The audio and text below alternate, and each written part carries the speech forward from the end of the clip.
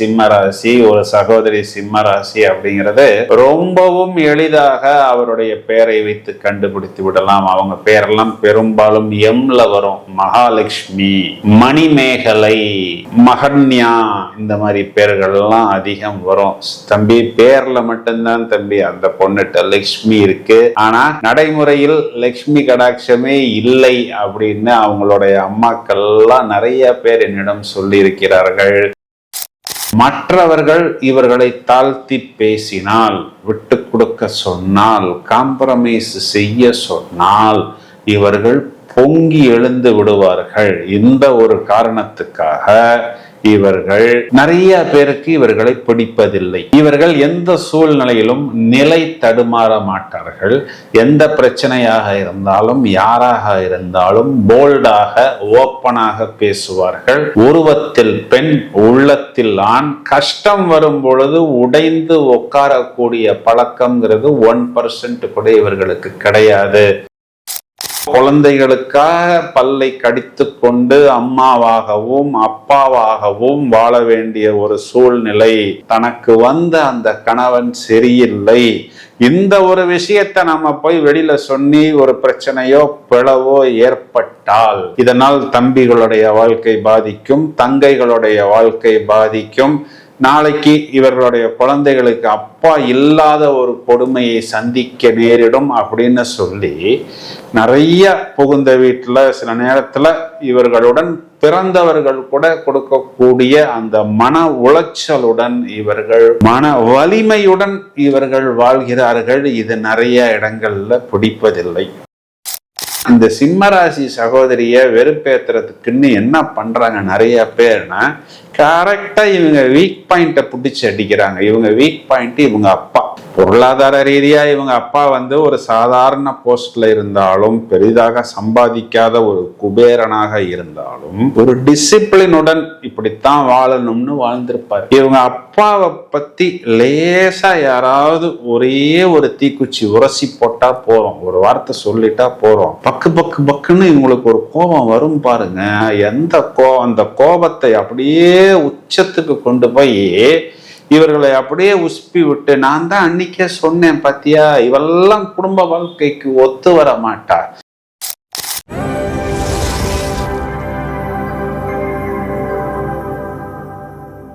Hello friends, நாம் தொடர்ச்சியாக பெண்களை பற்றி பார்த்து கொண்டிருக்கிறோம். எதற்காக இவர்களை மற்றவர்கள் திட்டுகிறார்கள், எதற்காக இவர்களை மற்றவர்கள் புண்படுத்துகிறார்கள் அப்படிங்கிறத விவரமாக பார்த்து கொண்டிருக்கிறோம். இந்த பதிவில் நாம் எடுத்திருப்பது சிம்மராசி, ஒரு சகோதரி சிம்மராசி அப்படிங்கிறது ரொம்பவும் எளிதாக அவருடைய பெயரை வைத்து கண்டுபிடித்து விடலாம். அவங்க பெயரெல்லாம் பெரும்பாலும் எம்ல வரும். மகாலட்சுமி, மணிமேகலை, மகன்யா, இந்த மாதிரி பெயர்கள் எல்லாம் அதிகம் வரும்.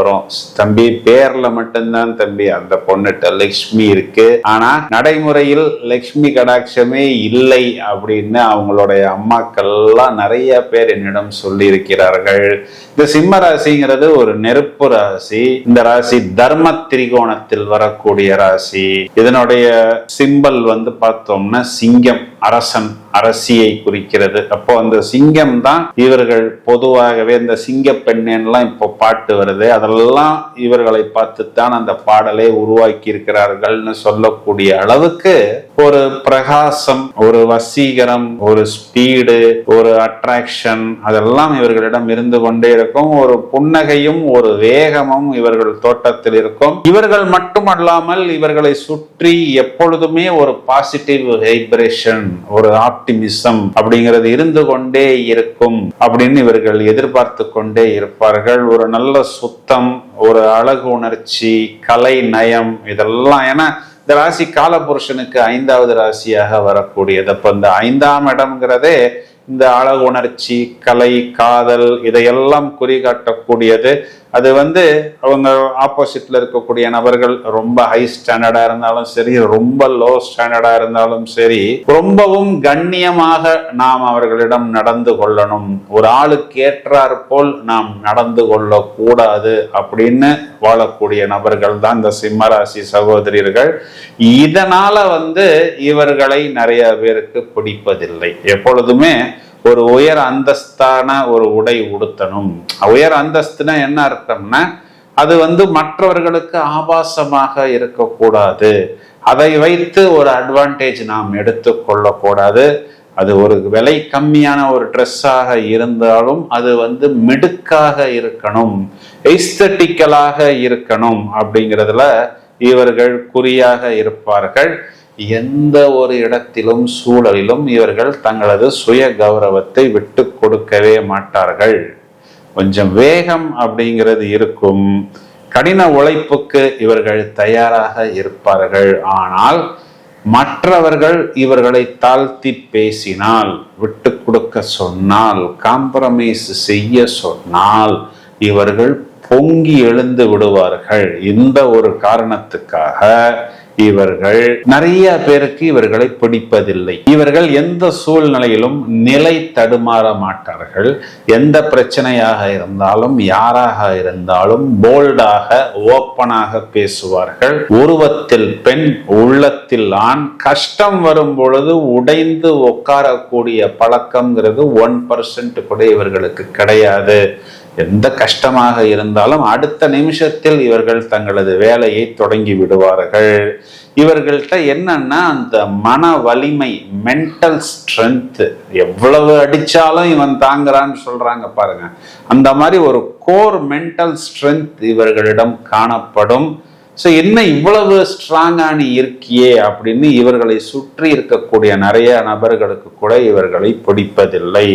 இவர்கள் தங்களது சுய உழைப்பினாலும் தங்களுடைய திறமையினாலும் தான் இவர்கள் மேலே வர வேண்டும். இந்த ரெக்கமெண்டேஷன் மூலம் மேலே வருவதெல்லாம் இவர்களுக்கு பிடிப்பதில்லை. மேலும் ஒரு முடிவை இவர்கள் எடுத்து விட்டார்கள் அப்படின்னா அதை விட்டு இவர்கள் பின்வாங்குவதில்லை. ஒரு மன துணிவுடன் இவர்கள் செயல்படுவார்கள். கல்வி அறிவு, பொதுவான விஷயங்கள் கேட்டு தெரிந்து கொள்வது, விடாமல் முயற்சி செய்வது இவர்களிடம் காணப்படும். இதனால் இவர்களை நிறைய பேருக்கு பிடிப்பதில்லை. இவர்களுக்கு யாராவது அறிவுரை சொன்னால் அதனை இவர்கள் பெரிதாக கேட்டுக்கொள்ள மாட்டார்கள். இவர்களாகவே அதனை உணர வேண்டும். மேலும் இவர்களுடைய மைனஸ் பாயிண்ட் என்னன்னா, இவர்களுடைய 3ஆம் இடம் சொல்லக்கூடிய நட்பு ஸ்தானத்தில், வெற்றி ஸ்தானத்தில் ஃப்ரெண்ட்ஸாக இருக்கலாம், இல்லை கூட வேலை செய்யக்கூடிய நபராக இருக்கலாம், அது பணமாகவோ பொருளாகவோ இவர்கள் இழக்கிறார்கள். கையெழுத்து போடுகிறார்கள், ஜாமீன் கையெழுத்து போடுகிறார்கள், அந்த கடனை இவர்கள் சுமக்கிறார்கள். அதில் இவர்களுக்கு ஒரு அடி விழுகிறது. பிறகுதான் இவர்கள் சுதாரித்து வெளியே வருகிறார்கள். இப்போ அந்த மற்றவர்களுடைய கடனை இவர்கள் அடைக்க வேண்டிய சூழ்நிலை அப்படிங்கிறது நிறைய பேருக்கு இவர்களை பிடிப்பதில்லை. இவர்களுக்கு டிஃபால்ட்டாகவே தலைமை தாங்கக்கூடிய பண்பு. அதனாலதான் இவங்களெல்லாம் நிறைய இந்த HR, ஹியூமன் ரிசோர்சஸ், இந்த மாதிரியான விஷயங்கள்ல லீடர்ஷிப்பு, மோட்டிவேட்டர்ஸ், டீம் லீடர்ஸாக நாம் இவர்களை பார்க்க முடியும். உயர் பதவியில் இருக்கும் அதிகாரிகளாக இருக்கலாம், இல்லைன்னா சீனியர் ஆபீசர்ஸ், பொலிட்டீஷியன்ஸ், இவர்களுடைய நட்பெல்லாம் இவர்களிடம் காணப்படும். ஸோ இவர்களும் அந்த ஒரு இடத்துக்கு வர வேண்டும் அப்படிங்கிற ஒரு ஃபயர், இந்த சிம்மராசினாவே இது ஃபயர் தான், இது நெருப்பு ராசி. அந்த ஃபயர் இருந்து கொண்டே இருக்கும். இவர்களுடைய இந்த உயர்ந்த எண்ணம், உயர்ந்த லட்சியம் நிறைய பேருக்கு பிடிப்பதில்லை. நிறைய பேருக்கு பொறாமையை ஏற்படுத்துகிறது.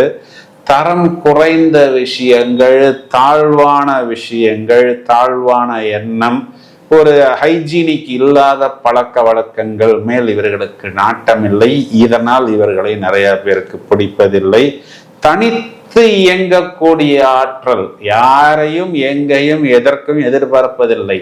ஒரு துப்புரவு தொழிலாளர் வரலையா, இவர்களே களத்தில் இறங்குவது, இவர்களே அந்த வேலையை செய்து முடிப்பது. வேற ஒரு நபர் வரலையா, பரவாயில்ல நானே அந்த வேலையை முடித்துக் கொள்கிறேன்னு சொல்லி எல்லா விஷயத்தையும் தலையில் தூக்கி போட்டு கொண்டு செய்யக்கூடிய நபர்கள். இதனால் இவர்களை நிறைய பேருக்கு பிடிப்பதில்லை. மேலும் இவங்களுக்கு 2 விஷயத்துக்கு அதிகமான கோபம் வரும். என்னன்னா, ஒரு விஷயத்தை மற்றவர்கள் இவர்களிடம் ஒரு தடவை தான் சொல்ல வேண்டும் எதிர்பார்ப்பார்கள். மேலும் இவர்களும் மற்றவர்களிடம் ஒரு விஷயத்தை ஒரு தடவை சொன்னால் அவர்கள் அந்த விஷயத்தை செய்யணும் அப்படின்னு எதிர்பார்ப்பார்கள். இப்ப யாராவது ஒருத்தங்க இவங்கள்ட்ட போய் சொன்ன விஷயத்தையே திருப்பி திருப்பி சொன்னா இவர்கள் டெரர் பீஸாக மாறி விடுவார்கள். மேலும் இவங்க சொல்ற விஷயத்த மற்றவங்க ஒரு தடவை சொல்லி செய்யலனா கூட இவர்கள் டெரர் பீஸாக மாறி விடுவார்கள். இந்த ஒரு பழக்கம் நிறைய பேருக்கு பிடிப்பதில்லை. மேலும் பொது இடங்கள்ல பேச வேண்டிய ஒரு சூழ்நிலை வருது. அது வீடாக கூட இருக்கலாம். பாயிண்டை வைத்து கரெக்டாக பேசுவார்கள். இவங்கள்ட்ட இந்த வளவளா கொலகொலான்னு பேசுறது, மழுப்புறது, பூசி முழுகிறதெல்லாம் கிடையாது. எந்த ஒரு விஷயமாக இருந்தாலும் ஆதாரம் வைத்திருப்பார்கள். நான் 100க்கு 100 வாங்கி கொடுத்தா 100க்கு 100 வாங்கினா நீ தான் எனக்கு லேப்டாப் வாங்கி தரேன்னு அன்னைக்கு சொன்னியே, நான் அதை ரெக்கார்டு பண்ணி வச்சிருக்கிறேன் பாரு, இப்ப ஏன் எனக்கு நீ லேப்டாப் வாங்கி தர மாட்டேங்கிற அப்படின்னு எதிர்த்து கேட்பார்கள். அப்போ என்ன ஆகுது, நிறைய பேருக்கு இவர்களை பிடிப்பதில்லை. அது மட்டும் ஒரு போட்டி அப்படின்னு வந்துருச்சுன்னு வச்சுக்குவோம். எதிரில் நிற்கக்கூடிய நபர்கள் யாராக இருந்தாலும் சரி, இவர்கள் ஒரு விளையாட்டு போட்டியாக இருக்கலாம், அறிவு போட்டியாக இருக்கலாம், இல்ல ஒரு டார்கெட் அச்சீவ் பண்ணக்கூடிய விஷயமாக இருக்கலாம், கண்டிப்பாக ஜெயித்து விடுவார்கள். இந்த ஒரு காரணத்துக்காக நிறைய பேரை சிம்மராசி பெண்கள் பிடிப்பதில்லை. என்னன்னா, இந்த பாப்பா, இந்த சகோதரி இவ்வளவு போல்டா இருக்கே, ஆம்பளையோட போட்டி போடுதே, ஜெயிச்சிருச்சே அப்படின்னு நிறைய பேருக்கு ஜீரணிக்க முடிவதில்லைன்னு கூட நம்ம சொல்லலாம். யாரிடம் இவர்களுக்கு கொஞ்சம் பக்குவமாக பேசணும், எங்க கொஞ்சி பேசணும், எங்க மிஞ்சி பேசணும் அப்படிங்கிற தெளிவெல்லாம் இவர்களுக்கு நன்றாக இருக்கும். பாசம் அப்படின்னு வந்துருச்சு அப்படின்னா இவர்கள் அப்படியே அந்த அன்புக்கு கட்டுப்படுவார்கள். அதிகம் அப்பாட்ட அந்த அன்பு அப்படிங்கிறது இவர்கள் இருந்து கொண்டே இருக்கும். ஏன்னா இவர்களே இவர்களுடைய பித்ருஸ்தானத்தில் தான் போய் உச்சமடைகிறார்கள். திருமணமான பிறகு கூட நிறைய சிம்மராசி சகோதரிகள்லாம் அப்பா பேரைத்தான் இனிஷியலாக வைத்து கொண்டே இருப்பார்கள். பிறகு உண்மையா நேர்மையா நடக்கக்கூடிய காதலனாக இருந்தாலும் கணவனாக இருந்தாலும் இவர்கள் அன்புக்கு கட்டுப்படுவார்கள். ஆனா நிறைய இடங்கள்ல என்ன நடக்குதுன்னா இவர்களுக்கு தோல்வியும் அவமானமும் தான் மிஞ்சுகிறது. ஏன்னா இவர்களுக்கு 7ஆம் அதிபதியாக வரக்கூடிய அந்த சாட்டன் என்ன பண்றாரு அப்படின்னா, இவர்களுக்கு 3ஆம் இடத்தில் உச்சம், சாட்டன் உச்சமாக கூடிய இடத்தில் இவர்கள் நீசம், 2ஆம் இடத்தில் காதலை குறிகாட்டக்கூடிய சுக்கிரன் நீசம், அதே சுக்கிரன் 8ஆம் இடம், இவர்கள் அவமானப்படக்கூடிய இடத்தில் உச்சம். அப்போ இந்த காதல், கணவன், நிறைய இடங்கள்ல இவர்கள் தோல்வி, அவமானம். அது கணவன் மட்டும் இல்ல, கணவன் வீட்டாரால் கூட, குறிப்பா அந்த மாமியார் பிரச்சனை. என்ன, திருமணத்துக்கு பிறகு சந்திரன் மாமியாரை குறிகாட்டுகிறது. இவர்களுக்கு 4ஆம் இடத்தில் நீசம். அப்போ குழந்தைகளுக்காக பல்லை கடித்து கொண்டு அம்மாவாகவும் அப்பாவாகவும் வாழ வேண்டிய ஒரு சூழ்நிலை. தனக்கு அந்த கணவன் சரியில்லை, இந்த ஒரு விஷயத்தை நம்ம போய் வெளியில சொல்லி ஒரு பிரச்சனையோ பிளவோ ஏற்பட்டால் இதனால் தம்பிகளுடைய வாழ்க்கை பாதிக்கும், தங்கைகளுடைய வாழ்க்கை பாதிக்கும். நாளைக்கு இவர்களுடைய குழந்தைகளுக்கு அப்பா இல்லாத ஒரு கொடுமையை சந்திக்க நேரிடும் அப்படின்னு சொல்லி நிறைய புகுந்த வீட்டுல சில நேரத்துல இவர்களுடன் பிறந்தவர்கள் கூட கொடுக்கக்கூடிய அந்த மன உளைச்சலுடன் இவர்கள் மன வலிமையுடன் இவர்கள் வாழ்கிறார்கள். இது நிறைய இடங்கள்ல பிடிப்பதில்லை. இதெல்லாம் நிறைய பேருக்கு பிடிப்பதில்லை. பலர் இவர்களை பற்றி பின்னாடி என்ன பேசினாலும் இவர்கள் போல்டாகவே செயல்படுவார்கள். யாரிடமும் அடிமையாக இருப்பது இவர்களுக்கு பிடிப்பதில்லை. மேலும் எல்லா இடங்களிலும் ஆணும் பெண்ணும் சமம். உனக்கிட்ட நான் ஏன் அடிமையா இருக்கணும்? நான் என்ன தப்பா பண்றேன்? என் வேலையை நான் கரெக்டா தானே பண்ணிக்கிட்டு இருக்கிறேன். உனக்கான மரியாதையை நான் கொடுக்கிறேன், எனக்கான மரியாதையை நீ கொடு. ஆனா இந்த சிம்மராசி சகோதரிய வெறுப்பேத்துறதுக்குன்னு என்ன பண்றாங்க நிறைய பேர்னா, கரெக்டா இவங்க வீக் பாயிண்ட பிடிச்சு அடிக்கிறாங்க. இவங்க வீக் பாயிண்ட் இவங்க அப்பா. பொருளாதார ரீதியா இவங்க அப்பா ஒரு சாதாரண போஸ்ட்ல இருந்தாலும், பெரிதாக சம்பாதிக்காத ஒரு குபேரனாக இருந்தாலும், ஒரு டிசிப்ளினுடன் இப்படித்தான் வாழணும்னு வாழ்ந்திருப்பாரு. இவங்க அப்பாவை பத்தி லேசா யாராவது ஒரே ஒரு தீக்குச்சி உரசி போட்டா போறோம், ஒரு வார்த்தை சொல்லிட்டா போறோம், பக்கு பக்கு பக்குன்னு இவங்களுக்கு ஒரு கோபம் வரும் பாருங்க. அந்த கோபத்தை அப்படியே உச்சத்துக்கு கொண்டு போய் இவர்களை அப்படியே உசுப்பி விட்டு, நான் தான் அன்னைக்கே சொன்னேன் பாத்தியா, இவெல்லாம் குடும்ப வாழ்க்கைக்கு ஒத்து வர மாட்டா, எப்படி உசு புசுன்னு பாம்பு மாதிரி படம் எடுக்கிறா பாரு அப்படின்னு இவர்களுடன் இருப்பவர்களே இவர்களுக்கு குளிகை தோண்டி விடுகிறார்கள். இதெல்லாம் நிறைய சிம்மராசி சகோதரிகள் சந்திக்கக்கூடிய பிரச்சனை. இப்போ கணவன் ஓரளவுக்கு ஏத்துக்கக்கூடிய மாதிரி நபராக இருந்தாலும், அந்த கணவனுடன் இருக்கக்கூடிய நபர்கள் நிறைய இடங்கள்ல இவர்களுக்கு பிடிப்பதில்லை. ஏன் அப்படின்னா, அந்த கணவனை அவர்கள் ஸ்க்ரூ கொடுக்கிறார்கள் அப்படிங்கிறது தான் நடக்கிறது. குடும்பத்தை பொறுத்தவரை எப்பொழுதும் எல்லா இடத்திலும் எல்லாரும் வேண்டும் அப்படின்னு வெள்ளந்தியாகத்தான் இவர்கள் வாழ்க்கையை தொடங்குகிறார்கள். நான் நிறைய பேருக்கு பிற்காலத்துல நிறைய மன உளைச்சலை அந்த குடும்ப வாழ்க்கையை ஏற்படுத்துகிறது. மேலும் எல்லாருக்கும் மரியாதை கொடுக்க வேண்டும், தனக்கும் மரியாதை வேண்டும் அப்படின்னு இவர்கள் எதிர்பார்க்கிறார்கள். இதுவுமே நிறைய இடங்கள்ல நடக்கிறதில்லை. விளையாட்டுக்கு யாராவது ஒருத்தங்க இவங்களை மரியாதை இல்லாமல் பேசினாலும் கூட இவர்கள் விட்டு கொடுப்பதில்லை. யாராவது கேலி பேசுறது, கிண்டல் பேசுறது, அதையெல்லாம் இவர்கள் ஜீரணிப்பதில்லை. மரியாதை குறைச்சலாகவே எடுத்துக்கொள்கிறார்கள். ஒரு கூட்டு குடும்பமா இருந்துச்சுன்னா, ஒரு சிம்மராசி பெண் அந்த வீட்டுக்குள் வந்தால் அது ஒரு பொக்கிஷம். ஆனால் நிறைய இடங்கள்ல இந்த கூட்டு குடும்பங்கள்ல குறுக்கு வழியில் போகாத நபர்கள், பொழைக்க தெரியாதவர்கள் அப்படின்னு சொல்லி இவர்கள் நேர்மையாகவும் நாணயமாகவும் கம்பீரமாகவும் நடந்து கொள்ளும் பொழுது இவர்களை நிறைய பேருக்கு பிடிப்பதில்லை. சிம்மராசி பெண்கள் மற்றவர்களுடைய விருப்பத்திற்காக தங்களை மாற்றிக்கொள்ள மாட்டார்கள். இவர்கள் எவ்வாறு இருந்தார்களோ அவ்வாறுதான் இவர்கள் பயணிப்பார்கள். இதனால நிறைய இடங்கள்ல இவர்களுக்கு திருமண வாழ்க்கையில் முறிவுடன் ஏற்படுகிறது. அப்படி ஒரு முறிவு வந்தாலும் அம்மாவாகவும் அப்பாவாகவும் இவர்களே செயல்பட்டு எப்படியாவது அந்த குழந்தைகளை இவர்கள் கரையேற்றுகிறார்கள். மேலும் இவர்கள் ஒரு சிங்க குட்டிகள் போல் தங்களுடைய குழந்தைகள் இருக்கணும், கம்பீரமாக இருக்கணும், வெறும் ஆடம்பரத்துக்கும் அழகுணர்ச்சிக்கும் அடிமையாகி விடாமல், ஒரு வெளித்தோற்றத்துக்கு முக்கியத்துவம் கொடுக்காமல் உள்ளுக்குள்ளரையே அந்த கம்பீரம் வேண்டும் அப்படிங்கிறதுல நிறைய இடங்கள்ல இவர்கள் பொறுப்புகளை சுமந்து கொண்டு தனிமையாக போராட வேண்டிய ஒரு சூழ்நிலை என்பது ஏற்படுகிறது. பிறந்த வீடாக இருந்தாலும் சரி, புகுந்த வீடாக இருந்தாலும் சரி, நேர்மையாக நாணயமாக இவர்களுக்கு வர வேண்டிய சொத்துக்கள் சம்பத்துக்கள் எல்லாம் வராமல் போனாலும் பரவாயில்லைன்னு சொல்லி போராடி இவர்களால் என்ன முடியுமோ அந்த சொத்துக்களை இவர்கள் உருவாக்குகிறார்கள். மேலும் இவர்கள் தங்களுடைய வீடுதான் சொர்க்கம், வீட்டை ரொம்பவும் அப்படியே இன்டீரியர் டெக்கரேஷன், அதாவது சின்ன சின்ன பொருளாக இருந்தாலும் ரொம்பவும் கலைநயம் மிக்க ஒரு அமைப்பாக அந்த வீட்டை வைத்துக் கொள்ள வேண்டும் அப்படிங்கிற அளவுக்கு ஒரு ரொம்பவும் ஹைஜீனிக்காக வாழ வேண்டும். சும்மா இந்த துணி அங்க இருக்கிறது, இந்த துணி அங்க இருக்கிறது, சாப்பிட்ட பிளேட் இப்படியே இருக்கிறது அப்படிலாம் இல்லாமல் எல்லாமே ஒரு டிசிப்ளினாக இருக்க வேண்டும் அப்படிங்கிறதுல இவர்கள் ரொம்பவும் ஸ்பீடாகவும் ஆக்டிவாகவும் இருப்பார்கள். ஒரு மிலிட்டரி டிசிப்ளின், ராணுவம் போல் இருக்கக்கூடிய டிசிப்ளின் இவர்கள்ட்ட ஹைஜீனிக்காக காணப்படும். இவர்கள் தோற்றத்தில் தான் பெண், மற்ற எல்லா விஷயங்களிலும் இவர்கள் ஒரு ஆணுக்கு எந்த இடத்திலும் சளைத்தவர்களே இல்லை. No shortcuts. இதனால் இவர்களை நிறைய பேருக்கு பிடிப்பதில்லை.